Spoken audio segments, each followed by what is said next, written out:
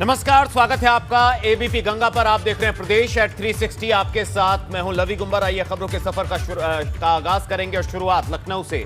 तो खबर लखनऊ से, जहां मॉल में खरीदारी करने गए सिपाही की चोरी के आरोप में पिटाई हो गई। ट्रायल रूम में वर्दी के नीचे चोरी कर 3 शर्ट पहनकर निकले सिपाही की मेटल डिटेक्टर ने पोल खोल दी। सायरन बजने पर गार्डों और कर्मचारियों ने उसे दबोच लिया और इस पर सिपाही को सस्पेंड भी कर दिया गया।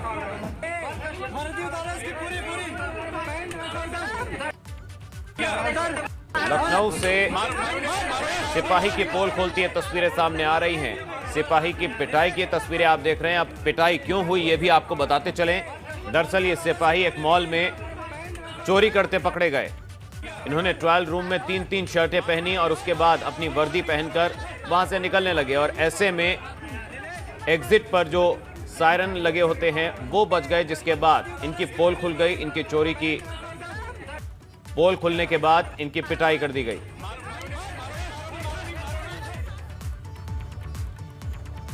और बुलेटिन में अब बात बलिया की, जहां चौराहे पर पुलिस अधिकारी के घर के सामने पाकिस्तानी पर तैनात फॉलोअर को कुछ युवकों ने पीट दिया और अब पिटाई का लाइव वीडियो सोशल मीडिया पर वायरल हो रहा है। पिट रहे युवक का कसूर सिर्फ इतना था कि रिक्शे वाले से किराए को लेकर उसका विवाद हो गया। इस मामले में पुलिस ने मुकदमा दर्ज कर पिटाई करने वाले मुख्य आरोपी को गिरफ्तार कर लिया है। जी, इसमें एक युवक को मारपीट का एक वीडियो वायरल हो रहा है, जिसमें कि युवक को किराए को लेकर मारपीट की गई है, रिक्शा के किराए को लेकर। और इसमें पुलिस ने मुकदमा दर्ज किया है। जो मुख्य अभियुक्त वीडियो में नज़र आ रहा है उसको पुलिस ने गिरफ्तार कर लिया है। जो उसके अन्य साथी हैं उसकी गिरफ्तारी के लिए टीम बनाई गई है। शीघ्र ही अन्य अभियुक्तों को भी इसमें गिरफ्तारी कर आगे कार्रवाई की जाएगी।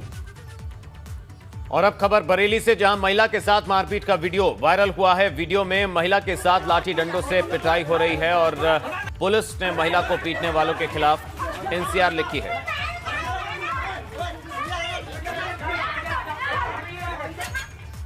उधर आगरा में एक लड़की के अपहरण का मामला सामने आया, जिसमें अपहरणकर्ता की तस्वीर सीसीटीवी कैमरे में कैद हो गई। ये मामला थाना न्यू आगरा क्षेत्र का है, जहां एक युवक लड़की को बुरखे में ले जा रहा है। फिलहाल पुलिस ने अलीगढ़ से एक युवक को गिरफ्तार किया है और साथ ही लड़की की बरामदगी के लिए पुलिस लगातार दबिश दे रही है।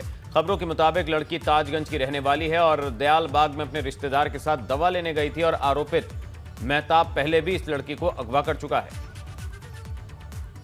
दिनांक 23 तारीख को थाना न्यू आगरा से एक लड़की का अपहरण की सूचना थाना पर मिली, जिसके संबंध में मुकदमा दर्ज कर लिया गया है। ज्ञात हुआ कि उक्त पीड़िता थाना ताजगंज की रहने वाली है और वर्ष 2018 में अभियुक्त के साथ या अभियुक्त ने उसका अपहरण किया था, जिसकी बरामदगी थाना स्थानीय के द्वारा कर ली गई थी। लड़के ने दोबारा अभियुक्त ने पीड़िता को पुनः भगा लिया है। मुकदमा दर्ज कर लिया गया है। टीमें जो है लगा दी गई हैं ताकि शीघ्र जो है अभियुक्त को गिरफ्तार करते हुए पीड़िता को बरामद कर लिया जाए। और अब खबर सिद्धार्थनगर से, जहां उस समय हड़कंप मच गया जब एक मंडल के उपाध्यक्ष की रहस्यमय परिस्थितियों में गायब होने की जानकारी मिली। बांसी कोतवाली के पास एक मोटरसाइकिल लावारिस हाल में मिली है, जिसकी जानकारी लोगों ने पुलिस को दी। छानबीन शुरू होने के बाद पता चला कि यह मोटरसाइकिल भतीजवापुर गांव के ग्राम प्रधान की है, जो राम जन्मभूमि निर्माण निधि के चंदे का करीब 50,000 रुपया लेकर तिलौली में देने के लिए जा रहे थे। जनपद सिद्धार्थनगर थाना बासी क्षेत्र अंतर्गत दिलीप त्रिवेदी जी भाजपा के कार्यकर्ता हैं। परिजनों ने सूचना दिया कि कल शाम 4:30 बजे घर से निकल गए हैं, लापता हैं, अभी तक वापस नहीं आए हैं।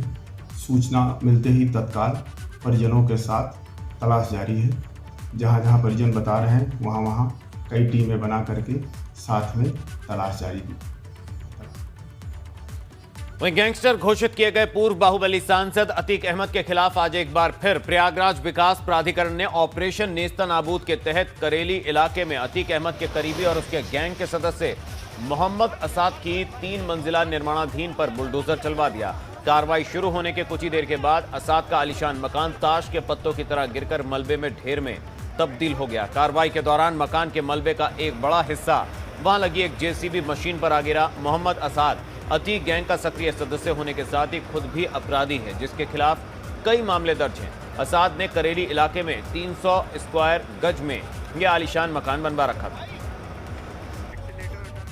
ये आसाद नामक आपराधिक किस्म के व्यक्ति द्वारा निर्माण किया गया था, जिसको आज गिराने की कार्रवाई चल रही है। यह करेली थाना अंतर्गत स्थित है और करेली के अंतर्गत यह अवैध रूप से निर्मित भवन 3 मंजिला है जो 300 वर्गज में है। इसके खिलाफ आज ध्वस्तीकरण की कार्रवाई की जा रही है और आसाद नामक व्यक्ति जो है अभी जेल से छूटा है, आपराधिक किस्म का है और अतीक गैंग से संबंधित है और उनका कारोबार प्लॉटिंग आदि का यहाँ पे करके आर्थिक रूप से उनको मजबूती पहुँचाने का कार्य कर रहा है।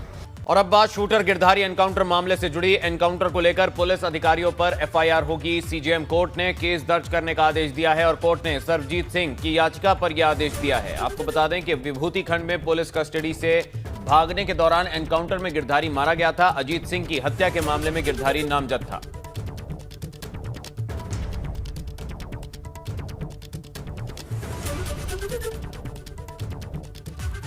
वहीं हाथरस कांड के बहाने यूपी में जातीय और सांप्रदायिक हिंसा फैलाने की साजिश में गिरफ्तार पीएफआई एजेंट रऊफ शरीफ से पूछताछ में उसने कबूल कर लिया है कि हिंसा फैलाने की साजिश को अमली जामा पहनाने के लिए उसे देश ही नहीं बल्कि विदेशों से भी फंडिंग हुई थी।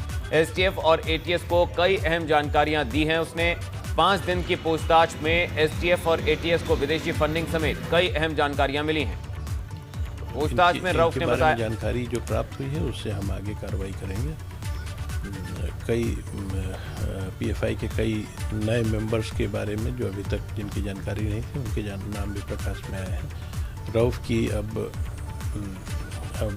जो पुलिस कस्टडी रिमांड थी वो समाप्त हो चुकी है और उसे वापस मथुरा जेल में दाखिल।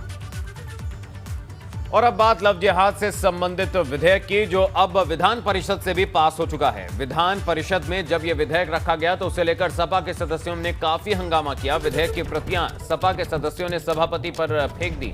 अब विधान परिषद की कार्रवाई सोमवार सुबह 11 बजे तक के लिए स्थगित हो गई है। आपको बता दें, विधानसभा में लव जिहाद से संबंधित विधेयक पारित हुआ था।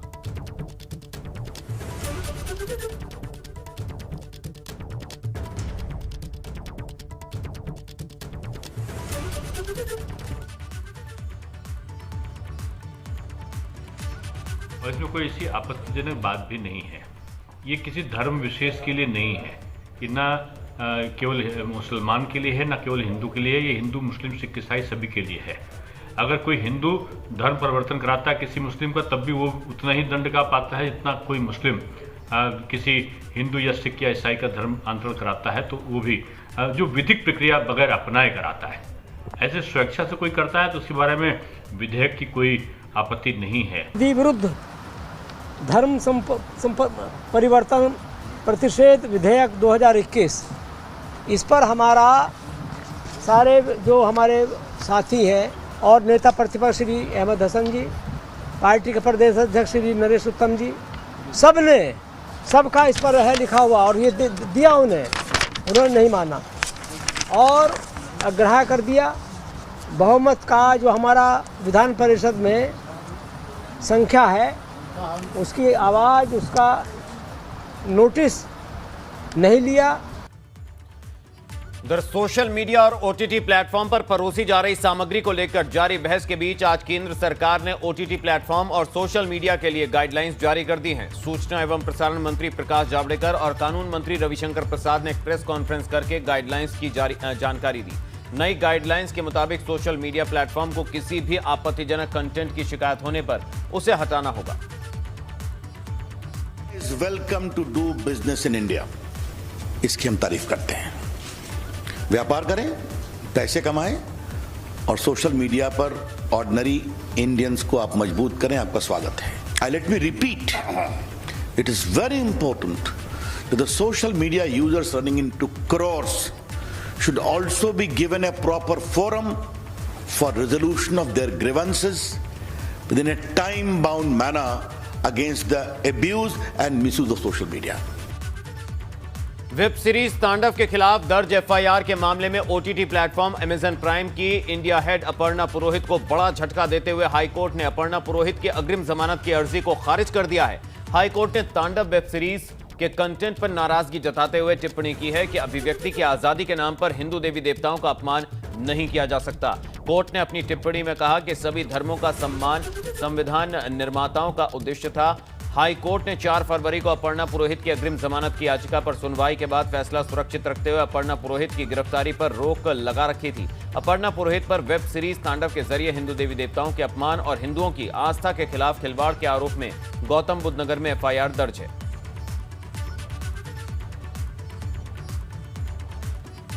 अयोध्या में राम मंदिर निर्माण समिति की पहले दिन की बैठक हुई और बैठक में राम मंदिर की नींव की खुदाई को लेकर चर्चा हुई। नींव के डिजाइन को लेकर भी चर्चा की गई। राम जन्मभूमि तीर्थ क्षेत्र ट्रस्ट के सदस्य डॉक्टर अनिल मिश्रा ने कहा कि नींव की खुदाई 60% हो चुकी है। कई स्थानों पर 12 फीट गहराई तक खुदाई पहुंच चुकी है। ऐसा कहा गया है कि मार्च में नींव की खुदाई का काम पूरा हो जाएगा। 60% पूर्ण हो चुका है। कई स्थानों पर हम जितना खुदाई होना है वो 12 मीटर पहुंच चुके हैं। वहाँ पर बहुत अच्छी मिट्टी प्राप्त हो चुकी है। उसकी टेस्टिंग करने के बाद तब तक इंजीनियरिंग फील्ड मटेरियल की डिज़ाइन और उसका कंपोजिशन प्राप्त हो जाएगा। आईआईटी चेन्नई के माध्यम से, जैसे स्वामी जी ने कहा, और लोगों से परामर्श लेने के बाद हम उसकी भराई का काम यथाशीघ्र प्रारंभ करेंगे। वहीं नोएडा पुलिस ने अंतर्राज्यीय वाहन चोरों के एक गिरोह का पर्दाफाश किया है। इस दौरान 5 शातिर चोरों को गिरफ्तार किया गया है। नोएडा थाना 39 की पुलिस ने मौके से 4 बाइक्स, एक स्कूटी भी बरामद की है। शातिर वाहन चोर दिल्ली एनसीआर में चोरी की घटनाओं को अंजाम देते थे। साथ ही चोरी के बाद वाहनों को मेरठ के सोतीगंज में बेच देते थे। इनके ऊपर दिल्ली एनसीआर में 10 से ज्यादा मुकदमे दर्ज हैं।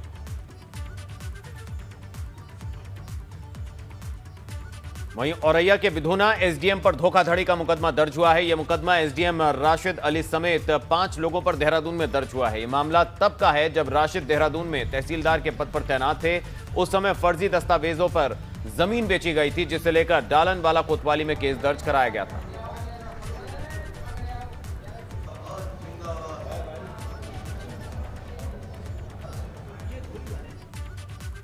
वहीं औरैया में आज पुलिस को बड़ी कामयाबी हाथ लगी। पुलिस ने छापा मारकर 2 अभियुक्तों को और उनके पास से 8 अवैध तमंचे बरामद किए हैं। इस दौरान उनके पास से 2 और तमंचे बरामद किए गए जो पूरी तरह नहीं बने थे। साथ ही इनके पास से असलहा बनाने के उपकरण भी मिले हैं। दरअसल पुलिस को सूचना मिली थी कि कोतवाली क्षेत्र के क्योंट्रा गांव में अवैध असलहा बनाने का काम चल रहा है, जिसके बाद पुलिस ने छापेमारी की। देखिए, थाना कोतवाली पुलिस द्वारा एक शस्त्र फैक्ट्री का भांडाफोड़ किया गया था और उस शस्त्र फैक्ट्री को पकड़ा गया है। उसके साथ ही 2 अभियुक्त इसमें पकड़े गए हैं। इनके पास से तकरीबन 8 निर्मित और 3 अधिनिर्मित जो तमंचे हैं वो बरामद किए गए हैं। जिन जिन लोगों को उन्होंने सप्लाई किया है, जो लोग इनसे ऑर्डर देके बनाते हैं, उसकी भी हमारे द्वारा चिन्हित कर सूची पूरी बनाई जा रही है और उन पर भी अभी छापामारी कार्रवाई पुलिस द्वारा की जाएगी। वहीं पश्चिम के बाद पूर्वांचल में किसान आंदोलन की चिंगारियां उठने लगी है। भारतीय किसान यूनियन के राष्ट्रीय अध्यक्ष नरेश टिकैत ने बस्ती के मुंडेरवा में किसान महापंचायत की। इस किसान महापंचायत में पूर्वांचल के कई जिलों से हजारों की संख्या में किसान महापंचायत में पहुंचे। भाकियू के राष्ट्रीय अध्यक्ष नरेश टिकैत ने कहा कि हम बातचीत के इंतजार में हैं। हम बात करें तो किससे करें। तो उनकी सोच है, उनकी घिनौनी सोच है। इस तरह की सोच नहीं चाहती। जो किसान है, हम देवता है, इनके साथ में इस तरह की बरोबरी ना बांधे तो अच्छा नहीं। ये तो सरकार तो लगेगा पता कब तक सरकार ये 8 धर्मी रुक अपना करने पे तो उठ कर करेंगे क्या। ये तो जगह जगह चल रही, पूरे भारत में चल रही। खबर झांसी से, जहां एक बस्ती में हर लोगों की जुबान पर फिल्म स्टार सोनू सूद के नाम की चर्चा है। जहां के लोगों के लिए सोनू सूद किसी मसीहा से कम नहीं। आखिर क्या है मामला, देखिए इस रिपोर्ट में।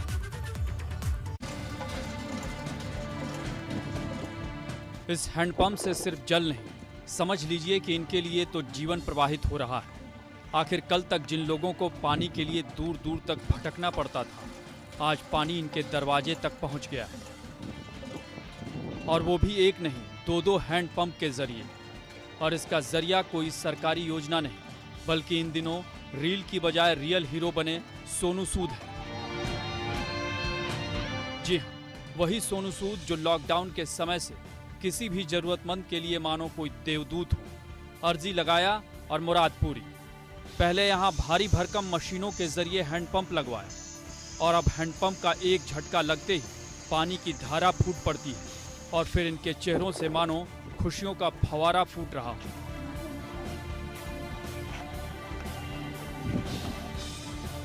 ये झांसी की मलिन बस्ती आनंद नगर है। यहाँ के लिए सामाजिक संस्था रोशनी इनके लिए उम्मीद की नई किरण लेकर आई। पुलिस की नौकरी के साथ साथ सामाजिक काम करने वाले जितेंद्र सिंह यादव ने यहाँ की पेयजल की समस्या को लेकर सोनू सूद को ट्वीट किया। जवाब मिला, पानी की कमी अब से खत्म, आपके यहाँ हैंडपंप लगवा रहा हूँ, कभी आया तो पानी जरूर पिला देना। बस फिर क्या, लोगों की जुबान पर सोनू सूद का ही नाम है। भले ही सोनू सूद कौन है, इन्हें इनका पता नहीं। पानी की बहुत परेशानी थी, जो सोनू सूद थे उनने ये पानी लगवाए। दो सोनू सूद आप जानते हैं उनको? नहीं जानते सर, वो जितेंद्र सर ने ट्वीट किया उससे आया। और एक मैडम आती है स्कूल में देवप्रिया और डीएम साहब, उन्होंने मिलजुल के ये हेडपम्प लगवाया। धन्यवाद उनका, बहुत बहुत धन्यवाद। पानी कर दिया। अच्छा, आप कोई दिक्कत नहीं है पानी की? अब कोई दिक्कत नहीं है, 2 नल हेडपम्प लगे, आ रहा है पानी, पी रहे हैं। बहरहाल सोनू सूद झांसी के लिए पहले भी दरिया दिली दिखा चुके हैं। हाल ही में उन्होंने लकी नाम के एक शख्स के दिल का ऑपरेशन मुंबई में कराया था। वाकई सोनू सूद आज जरूरतमंदों के लिए संकट मोचक है। बस याद करें और संजीवनी रूपी दवा दूर नहीं।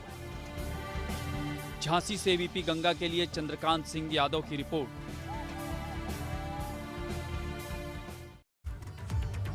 तो मसीहा मने इस जगह के लोगों के लिए सोनू सूद। और इसी के साथ इस बुलेटिन में फिलहाल इतना ही। एबीपी गंगा पर खबरें लगातार जारी हैं। आप रहिए एबीपी गंगा के साथ। एबीपी गंगा, खबर आपकी, जुबान आपकी।